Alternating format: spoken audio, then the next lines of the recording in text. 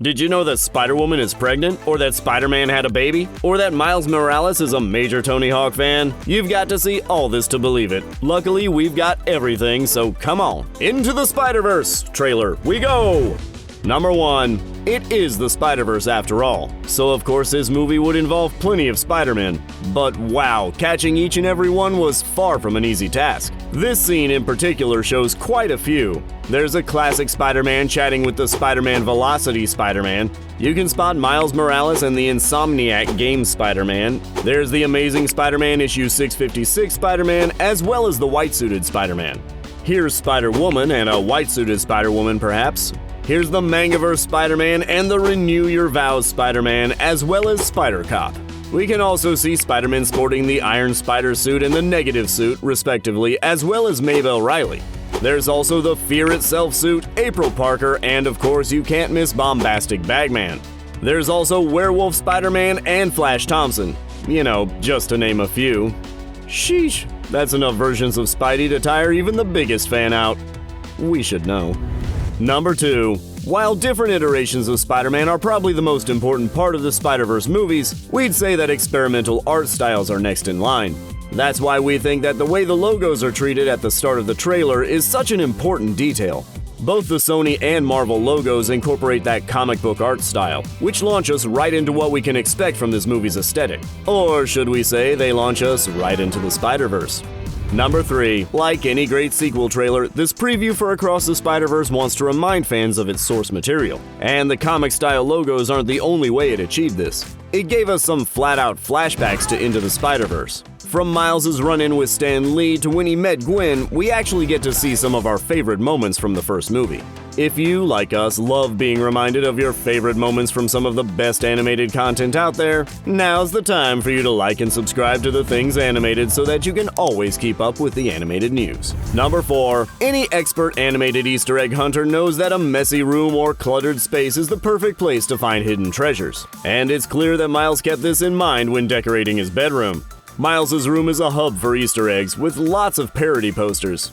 There's the Antisocial Social Club, A$AP Rocky, The Way of the Butterfly, and a Spider-Man version of Tony Hawk's Pro Skater. He really is just a teenager after all, isn't he? Number 5. Okay, he's not just a teenager, he's also Spider-Man. And this self-referential Spider-Man moment is one you might have missed. In this moment, we see a comic book that appears near Miles. This is the True Life Tales of Spider-Man, the same comic book that got stuck to his hand in the original film.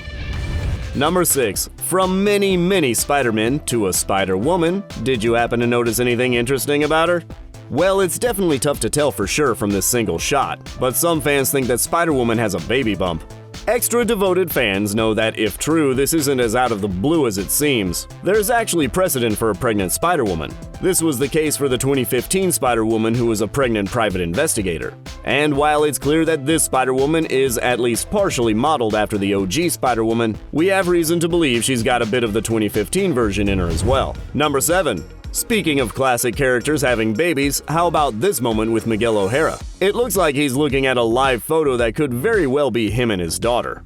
This is pretty sweet, but we're getting some sad vibes from Miguel here, so this may be a hint at the plot. Number 8. Another possible hint at the plot? These hexagonal shapes. We're not sure of exactly what they are, but they look a bit like a spiderweb, which of course is on theme. Yet the way they communicate with each other also resembles neurons in the brain. Number 9. If your brain neurons were working particularly well while watching this trailer, then you may have spotted this bus. It says The Spoiler, which may be a reference to the old Spider-Man villain of the same name. Number 10. In other Spider-Man villain news, there's The Spot. He's the main villain in Across the Spider-Verse. The character, who's voiced by Jason Schwartzman, appears early in the trailer, and we can see that he uses portals to move around. For a little context, The Spot first made his debut in Marvel Comics way back in 1984, but we're happy to see him make his triumphant return. I am The Spot.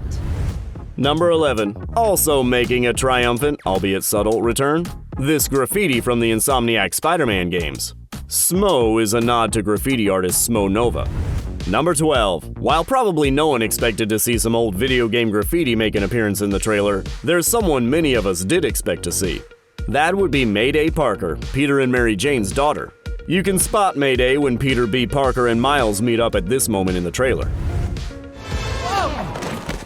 That was part of the movie. So, what did you think of this trailer? While we already know about a few details that will appear in Across the Spiderverse that were left out of this first trailer, it did give us plenty of new details. Which one was your favorite? And what are you looking forward to seeing in the movie? Let us know in the comments, and for more videos like this one, be sure to like and subscribe to The Things Animated.